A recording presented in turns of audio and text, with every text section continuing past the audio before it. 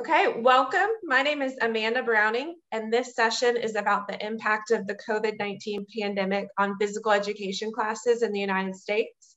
During our time together today, we will explore physical education in the United States, specifically in my classes in North Carolina, the effect of the COVID-19 pandemic on instruction, student engagement, and assessment, and finally reflect upon lessons learned and new strategies that we can continue to implement in the future.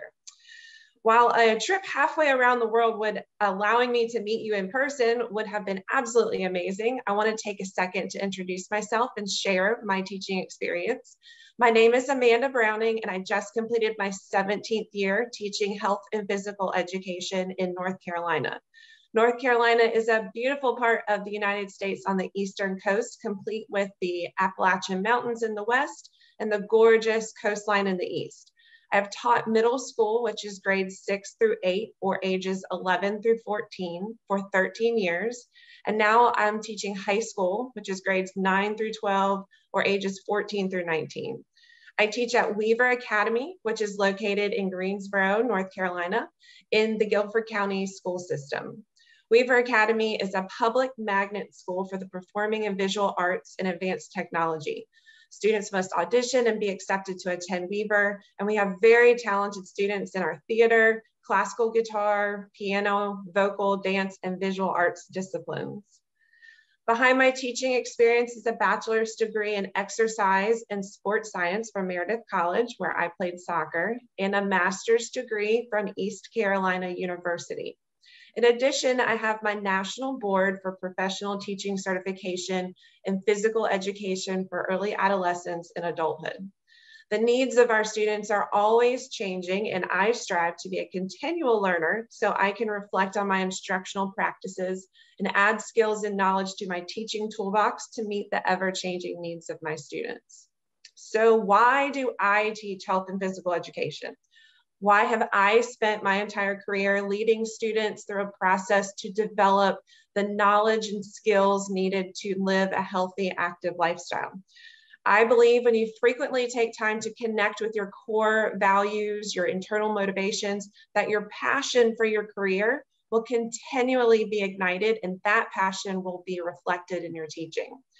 For me, leading a healthy, physically active lifestyle has allowed me to develop and practice strong leadership skills. I have a better understanding of group functioning and how to engage with people from a variety of backgrounds. It has given me the self-confidence to set high goals for myself and put into practice a work ethic that includes persistence and perseverance. Being physically active has given me the ability to cope with difficult situations and emotions and allows me to find balance among all aspects of my health and wellness. Lastly, leading a healthy, active lifestyle has positively impacted my quality of life because I have the knowledge to make informed, healthy decisions and have obtained the skills and abilities to move efficiently and participate in physical activity. All of these reasons inspire me to lead students in a way that they will develop and benefit from these qualities of leading a healthy, active lifestyle. So what's on our menu today? Menu or choice boards are a way that I allow student choice in my classroom so that students can make a personal connection to the content. I offer several options of activities for students to complete under each menu section, from which they choose one or two to complete. So today I've kind of planned our menu for us, and we're going to look specifically at what my physical education classes looked like pre-pandemic, how they were impacted due to the pandemic, and then discuss a few takeaways that I will continue to implement moving forward.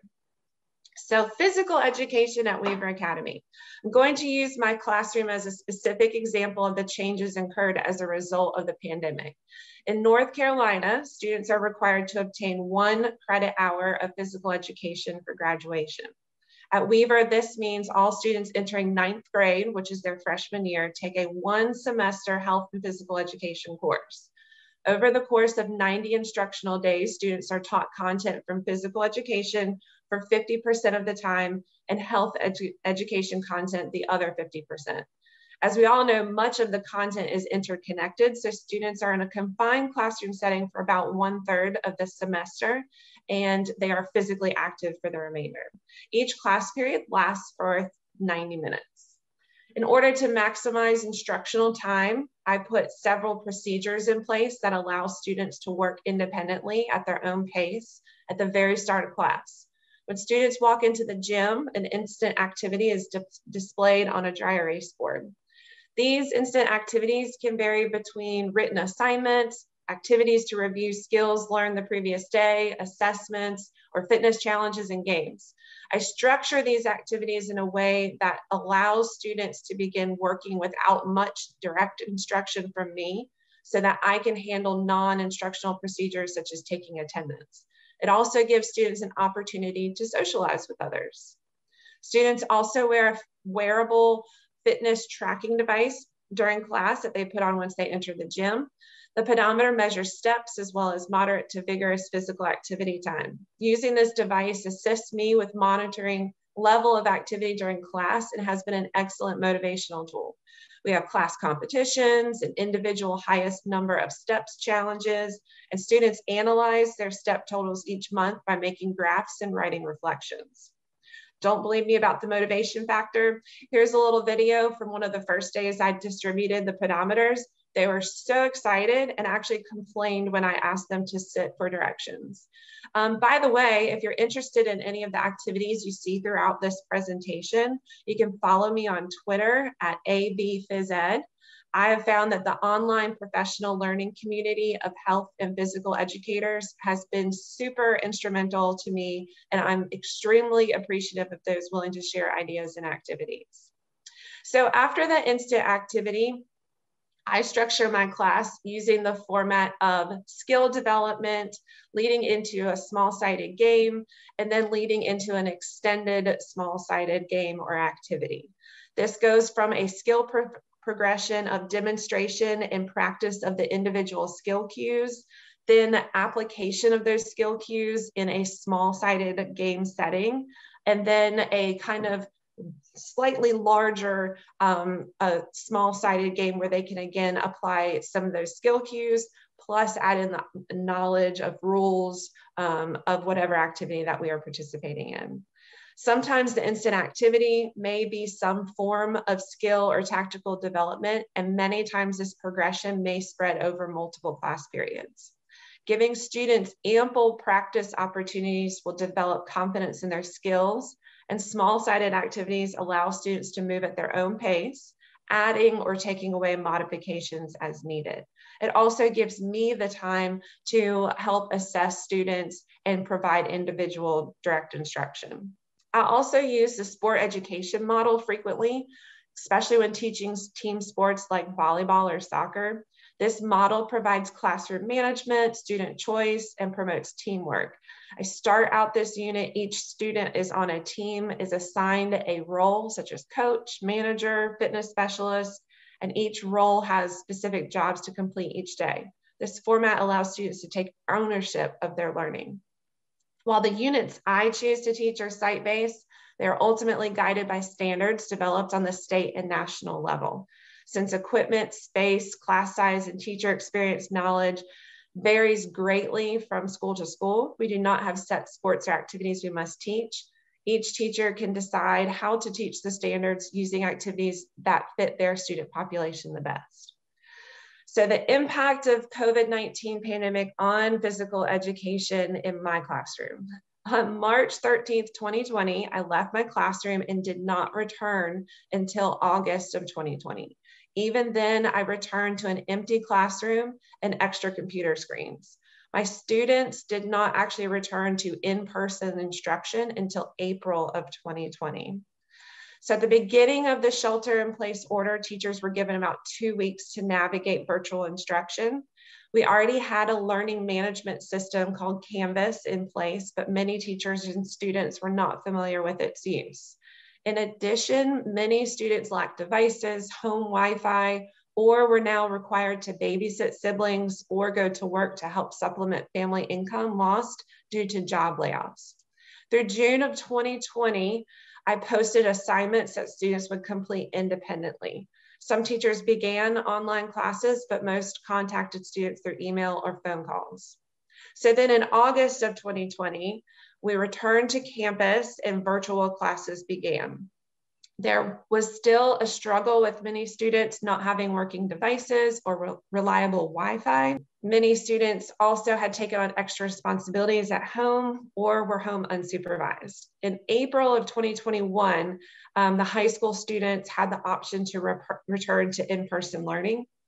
And about 80% of my students returned to campus.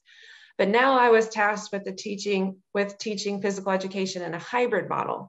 So I had students in person, and then I still had students that were at home. So how did my instruction change? For the first 3.5 months, all instruction took place via the learning management system. So I had to really change my mindset and take into account student resources, including equipment, safe spaces to play, and ability to access assignments. During this time, I utilized a student-centered, student choice format. For example, one assignment was for students to complete their choice of cardio and submit screenshots from fitness tracking apps, or just even sign notes from parents. So I really had to shift my focus from skill development to just allowing students to explore a variety of ways they could be physically active at home. I utilized discussion boards and journal entries for student reflection so they could record their thoughts and feelings about the activities they completed. It was important to emphasize to students that even during a shelter in place, they could still remain physically active and may find new activities they didn't know that they enjoyed. Here's another example of a scavenger hunt that I did, just encouraging the students to get out and get active outside. I also created my own workout videos and challenges for students to complete at home. While I still have a ways to go before becoming the next YouTube sensation, it was important for my students to see me leading activities instead of a stranger. So many PE teachers across the country began making videos that students could follow along with at home. The videos weren't fancy, but at least my students saw me instead of a random person they didn't know. All right, it is challenge time. Today you're going to need a piece of paper balled up, and then you're going to need either a bowl, or you could add a little bit more challenge and try for a cup. So what you'll do is you will take your cup or bowl, it goes on top of your head, your ball, throw it into the air, and you're trying to catch it. So in August, when we began our official virtual school year, I had to get a little creative to keep students engaged. My students had 1 hour-long classes where they were required to log into a live class taught by me.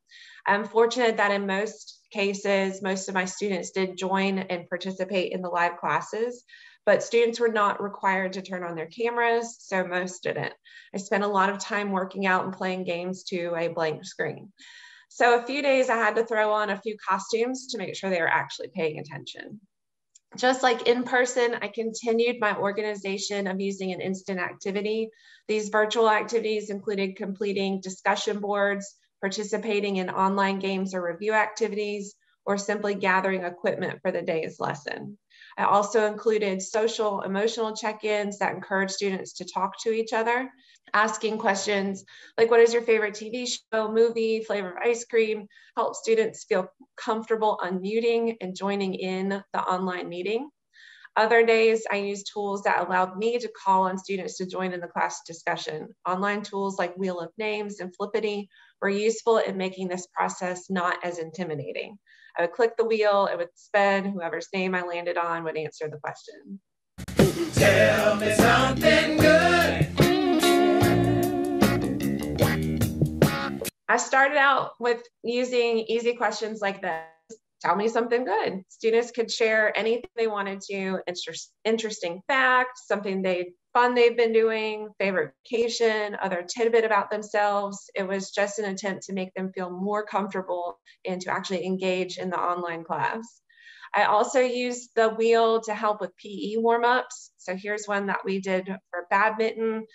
Spin the wheel, perform the activity for 21 repetitions to drive home the point values or the points that badminton is played to. Here's another way that I used it. The students had to come up with an exercise, and we created just a quick 5-minute warm-up. The student name, whoever they landed on, had to give me an exercise, and then at the end, we actually completed the 5-minute warm-up together. With technology at everyone's fingertips, I tried to incorporate it whenever possible.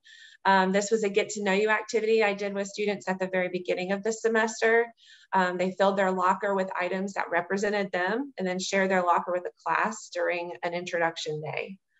It helped me make connections with each other, helped the students make connections with each other, helped me learn more about the students, and I could find different little tidbits of, that this student really liked, and try to help them form those connections, since that was really difficult in a virtual setting. Other strategies I used during virtual PE were to still assign jobs like I do with the sport ed model.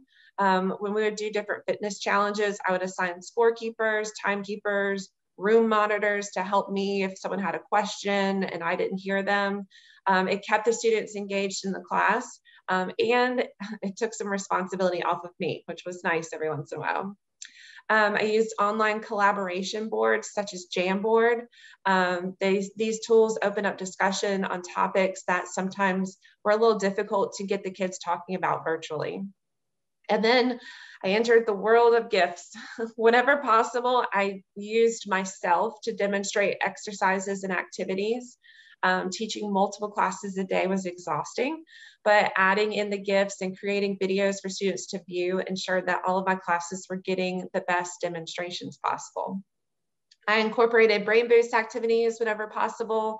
As we know, the attention span of a teenager is only about 30 minutes, but when you place a computer screen in front of them instead of an in-person teacher, that number quickly diminishes. So I try to break up the class time to keep the students involved in the lesson. And even for one of the live classes, I collaborated with the culinary teacher at school, and we put together a cooking show. We allowed the students to choose the ingredients that we used, and we talked about healthier options for ingredients. Here's a quick highlight reel. Votes for the almond butter, nice. We're not balancing on, and we're gonna rub our tummy with that information right here. I know. We are activating all sorts of parts of the brain. Chart, yes, chart. Swiss chart, yes. So we gave students an ingredient list ahead of time. So we actually did have students that cooked along with us, and it was very engaging, and it was just kind of a nice break from the normal. Some of the examples of the group work that I did, one was an exercise library project where students were assigned different exercises. They would then pull apart the exercise, demonstrate it, identify target muscles, and then they actually taught their classmates about these exercises. I took all of the slides, compiled them into one slide presentation so students were able to access for easy reference throughout the semester. I always do a create a dance project in person. So I was able to easily adapt this to virtual instruction using breakout rooms to put students into small groups. They created their dance, and then they either videoed it in their breakout room all together, or they had to submit a video individually. It was really neat to see this project come alive during virtual instruction because it's one of my favorites for in-person. I utilized videotaping before the pandemic, but now that each student had their own device, it was much easier to have students submit videos of their skills. Videotaping allowed me the opportunity to provide very specific feedback to students about skills. It's so nice to be able to pause, rewind, fast forward. Websites like Flipgrid made it very easy for students to submit a quick video and for me to provide comments and feedback. So when students returned to in-person learning, I had about 80% of my students back in the classroom. The remaining students still participated in some live virtual classes, but also completed asynchronous activities as well due to, they might not have the equipment at home that I had in person. Students were required to wear masks, maintain 6 feet of distance, and limit the sharing of equipment. I chose activities that were primarily individual or dual sports such as dance, cardio drumming, tennis, badminton, and pickleball.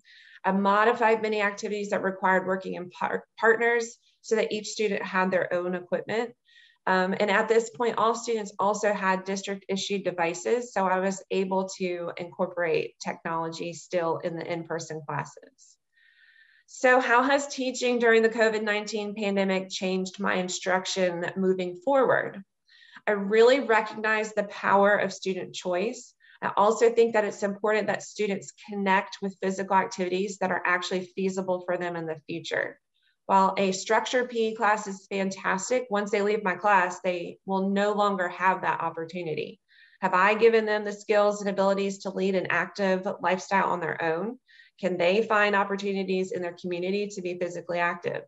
So pre-pandemic, I reached out to numerous community organizations who came in as guest speakers for my class. And fortunately, during the pandemic, I still was able to have teachers record yoga videos, make guest appearances, lead a indoor cycling class. And those are things that I hope to continue in the future.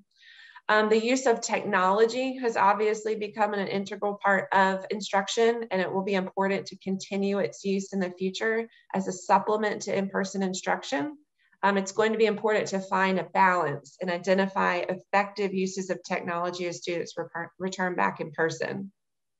I'm also very appreciative of the amount of professional development that was made available online. I attended many more conferences and connected with more educators, even educators in my school district that I didn't know than I had before due to online meetings and professional development opportunities. And my hope is that the trend of online professional development and the network of physical educators on social media continues to grow and flourish. So while this has been an unprecedented year, I think it has taught us a lot about our strengths and our weaknesses. And now it's time to use this information to strengthen our teaching and instruction moving forward. So thank you for spending this time with me today. I hope you kind of got a good overview of how the pandemic impacted my instruction in physical education in North Carolina. And I hope you stay healthy and safe. Thank you for attending, and I appreciate your time.